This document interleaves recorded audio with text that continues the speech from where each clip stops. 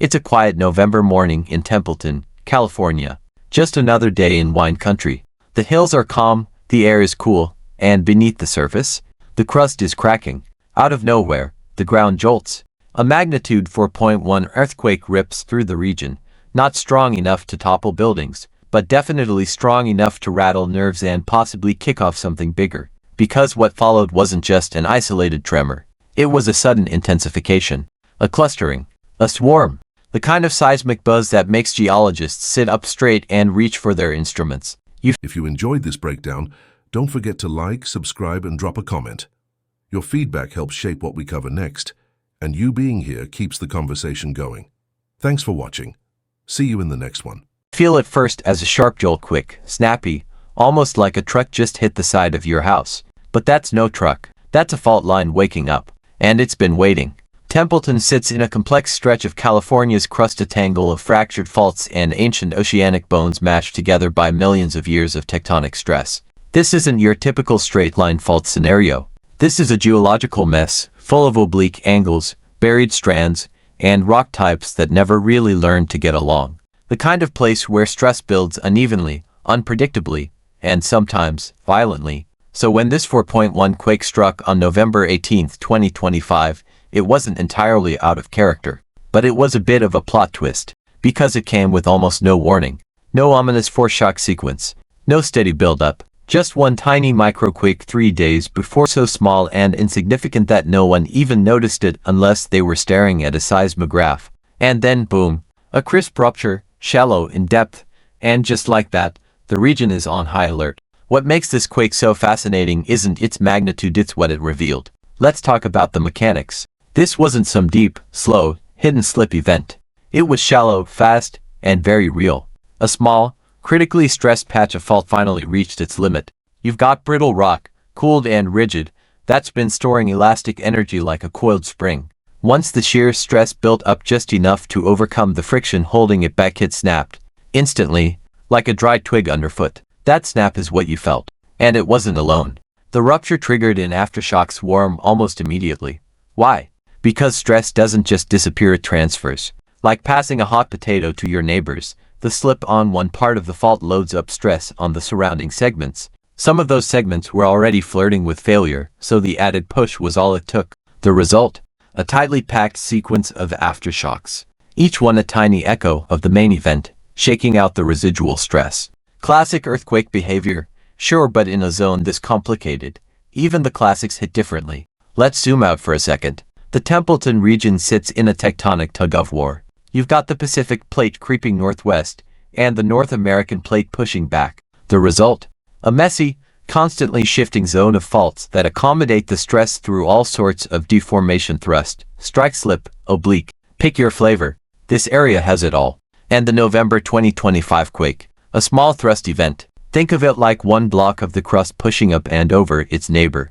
Not dramatic in isolation, but in a region full of interlaced, multi-directional faults. It could be the first domino in a long line. That's the part that gets geologists twitchy. Because the last time this fault system really made a statement, it was back in 2003. That sequence included some larger quakes, showing the system can go bigger. What we saw this November might just be the fault letting off steam. Or it might be the opening act. Now here's where it gets even more layered. The role of fluids. Geologists have long suspected that fluids, think water, gas, or even hydrocarbons, can act as secret saboteurs beneath the Earth's surface. When they seep into fault zones, they change the game. Fluids can lower the effective normal stress on a fault, making it easier for it to slip. Like oil on a rusty hinge. But in this case, not so much. The evidence points more toward a mechanical trigger, good old-fashioned stress accumulation, reaching a breaking point. Even though the region has fluid-bearing rocks and sedimentary layers, this quake happened fast. Too fast for a fluid-driven process. There's no sign of fluid migration triggering the event. Just pure, crustal stress doing what it does best, releasing without warning. It's a powerful reminder that not every earthquake has a smoking gun. Sometimes it's just the slow, steady hand of tectonics pushing rocks to their limit. And that's what this event is really about, the long game. California's crust is constantly moving, bending, stretching, and occasionally breaking.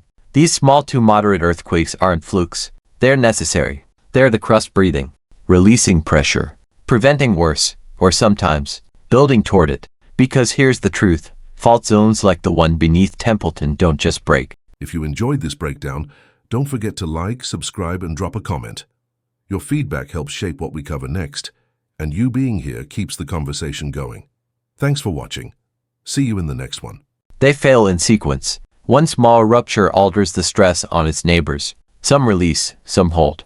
Over time, the tension redistributes, sometimes for years, sometimes for days, until the next crack opens up. And if we're lucky, it stays small. But if we're not, that's why these little quakes matter so much. They tell us where the stress is migrating, where energy is accumulating, where the crust is starting to twitch. The Templeton quake is textbook in that way. It reminds us that even modest events carry big implications. They reveal fault orientations, rupture modes, and stress transfer patterns. They help refine our hazard models and inform how we monitor seismic zones going forward. But perhaps most crucially, they remind us that the Earth is always talking. You just have to know how to listen. And what it's saying right now. Pay attention, because Templeton wasn't a one-off. The aftershock swarm is still murmuring beneath the surface. Small quakes, micro-events, clusters, and while none of them have escalated into something catastrophic yet, the swarm suggests there is still energy sloshing around down there. Still tension, still potential. So what happens next? That's the million-dollar question. Will the fault quiet down and go back to its slow, creeping business? Or is this swarm a prelude and overture to something more dramatic? History says, maybe. This fault system has done it before. And in a region with complex fault geometry, it doesn't take much for a small rupture to link up with a bigger one. Fault segments can cascade. Stress can hopscotch. And what starts as a 4.1 can, in the right conditions, unlock something far more powerful. That's not fear-mongering. That's tectonics. So for now, the experts are watching closely. GPS stations are checking for subtle shifts. Seismometers are tuned in to every rumble. The data is being poured over in labs and universities across the state. And everyone's asking the same thing. Was this just a twitch? Or a warning? We won't know until the Earth decides to answer. That's the fun of living on a plate boundary. But if there's one thing to take away from Templeton, it's this. Even the small earthquakes are never really small. They're messages, movements, markers in a much larger story, one written in fractured rock and silent tension. So stay curious, stay ready, and maybe, just maybe, take another look at that fault map of California. Because you never know which quiet corner is about to get loud. Got theories? Felt the quake? Think this is just the beginning of something bigger? Sound off in the comments, we want to hear from you. And if you live in quake country, maybe double check that emergency kit, just in case. Subscribe for more seismic drama, tectonic tea, and updates from the edge of Earth's shifting crust. Because down here, the ground never sleeps. And when it did, it didn't just send out a one-time shiver and roll over. No, this thing had aftershocks. A lot of them. Fast, twitchy, localized rumbles that made it clear the fault wasn't done talking. To anyone watching the data pour in, it was clear that something was happening under the surface. The kind of seismic buzz that, to the untrained eye, looks like noise, but to seismologists, it's the kind of signal that sends you reaching for the espresso and canceling weekend plans. Because while a magnitude 4.1 quake might not make headlines for its destructive power, what it means is way more interesting. It means energy. It means movement. It means a fault system in motion. And the intensity of the aftershock cluster. That was a clue. Something had shifted, and the crust was trying to find its balance again. So what caused this fault to finally break? The truth is, we don't always get a neat answer. Faults fail when they're ready, and often, the signs are subtle. You can have months of silence, then boom. All it takes is one tiny section reaching its tipping point. In this case, it was a critically stressed patch. Imagine a chunk of crust under pressure, locked in place by friction, just barely holding on. Then one last grain of stress drops in, and snap, it breaks. That's what this earthquake was. A release. Sudden, sharp, and very shallow. Shallow earthquakes are a special kind of unnerving. Why? Because even when they're not large in magnitude, their proximity to the surface means the shaking is felt. It's crisp. You feel it in your gut, in the windows, in the floor under your feet. It's not a distant thud, it's personal. And the way this one unfolded. Textbook brittle failure. The kind you get in cooler, rigid rocks that don't bend or stretch, they just break. That break sends seismic waves flying, and because of the shallow depth, they hit fast and hard. What followed was a rapid-fire sequence of aftershocks. And not randomly scattered, either. They clustered, hugging the edges of the initial rupture like bees swarming a cracked hive. That clustering, it's how we know stress was redistributed. One patch broke, and the nearby ones got a little nudge closer to failure. Some broke too. Others held on for now. That for now is the part that sticks with you. Because what's happening under Templeton isn't just a one-off jolt, it's a snapshot of a longer story. A tectonic story that's been building for millions of years. The region sits right in the thick of California's tectonic battlefield. To the west, you've got the mighty San Andreas Fault, constantly grinding as the Pacific Plate slides northwest past North America. But zoom in, and it's not just one big fault, it's dozens, hundreds even. A messy network of thrusts, strike-slip zones, blaze steepovers, and everything in between. This isn't a simple fracture, it's a web, and Templeton sits right on one of the stickier threads. The faults around here accommodate both compressive and shear stress. That's geology speak for. They don't just slide past each other, they shove, twist, and grind in 3 dimensions. And that complexity is why even a moderate quake like this one carries weight, because any movement can subtly rewire the stress field. Which brings us to the real tension here, not in the rocks, but in the question, what does this mean for the bigger picture? Let's rewind to 2003. That was the last time this fault system made serious noise. Larger quakes, higher magnitudes, longer ruptures. That sequence showed what the Templeton Fault Zone could do when it's really fired up. Since then, a relative calm, the kind of silence that can either mean everything's fine, or that pressure is building. It's not about fear, it's about understanding the pattern. And that's why this quake matters, because it gives scientists a chance to analyze rupture dynamics in real time. How did the energy travel? What kind of slip occurred? Was it purely thrust? Was there an oblique component? What was the velocity of the rupture front? These aren't just academic questions. They feed directly into hazard models, into predictions, into our understanding of how faults interact, how energy moves, and how future quakes might unfold. And here's the wild part: every answer opens up 10 new questions. For example, why didn't we see more foreshocks? Sure, there was that tiny microquake a few days before, but nothing significant. No swarm, no long buildup, just one quick tremor, and then silence before the main shock. That fits with known behavior for small thrust events, where precursors are often either non-existent or impossible to detect with standard instruments. Still, it's a reminder of how unpredictable seismic behavior really is. We like to think there's a pattern, a countdown, a warning system, but earthquakes don't send invites.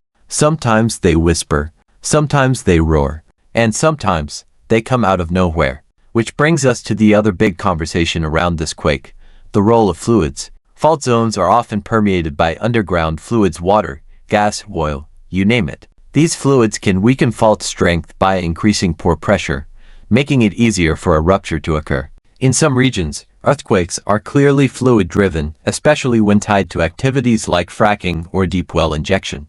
But in Templeton's case, the evidence just isn't there. Yes, the rocks in this area host fluids. Yes, fluid pressure can influence failure. But this quake didn't bear the hallmarks of a fluid-triggered event. It wasn't part of a long, migrating swarm. It didn't follow a slow creep or subtle uplift. It just happened mechanically. Why scientists are poring over every detail. High-resolution waveform analysis, fault geometry reconstructions, GPS displacement data.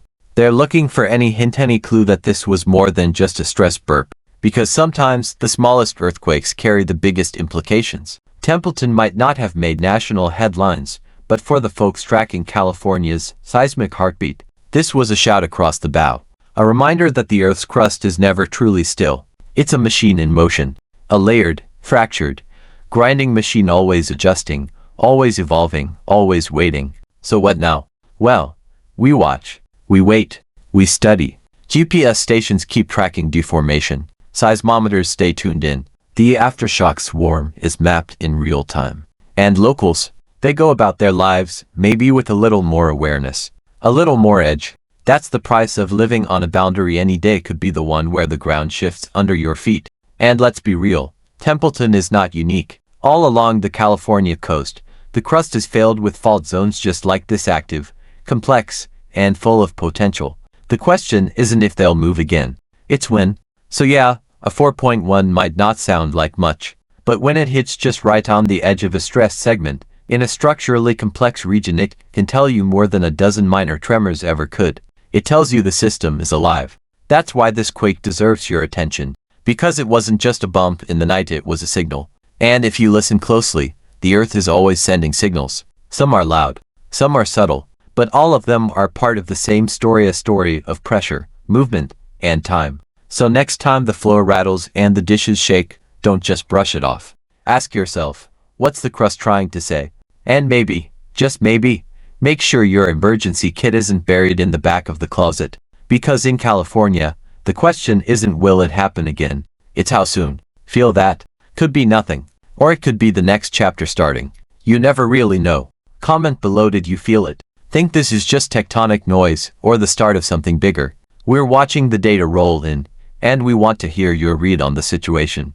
And hey, if you want more seismic drama, deep tectonic dives, and real-time updates on what the Earth's up to next, hit that subscribe button. Because one thing's for sure, Templeton may have been quiet, but the crust always remembers. So here we are, Templeton's quake has come and gone, the aftershocks still flickering on seismic maps like tiny afterthoughts. But let's be honest, we're not done talking about it. Because earthquakes don't end when the shaking stops. They echo, in the data, in the models, in the vibe of a community that suddenly remembers it's living on a fault zone. You feel one jolt, and for the next few days, every creak in the floorboards has you wondering, is that another one? And that's what makes Templeton's quake such a compelling character in this tectonic drama. It wasn't loud, it wasn't flashy, but it fit. It slid neatly into California's ongoing seismic saga like a puzzle piece clicking into place quietly, but definitively. And now the rest of the fault network is adjusting, realigning, taking stock of where the stress has gone and where it's building next. That's the part the public doesn't always see.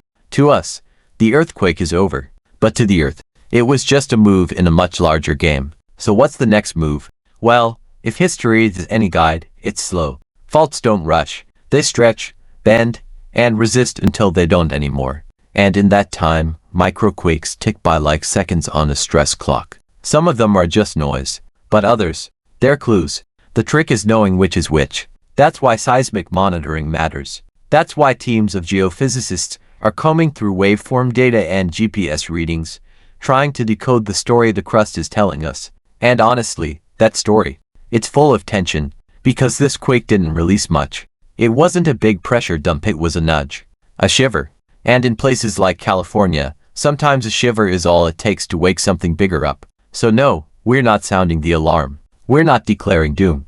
But we are watching closely, because the Earth has a tendency to speak softly before it screams. Templeton was a soft-spoken warning. Let's not ignore it. Thanks so much for watching. If you made it all the way to the end, you're officially part of the small percentage of people who don't just click away, and that means a lot. Before you go, I'd love to hear from you. Drop a comment below and tell me your thoughts, your ideas, or even what you'd like to see next. I read every single one of them, and your feedback genuinely shapes the direction of this channel.